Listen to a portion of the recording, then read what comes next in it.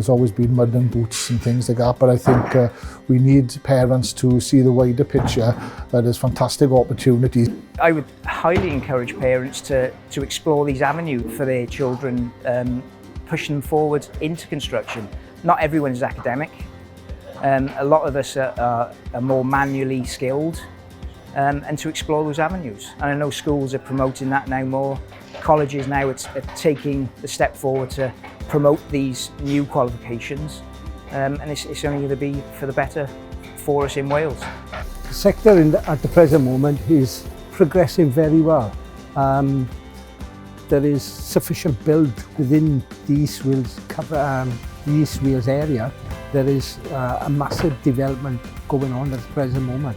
So there is plenty of work for youngsters and contractors around in this area in East Wales.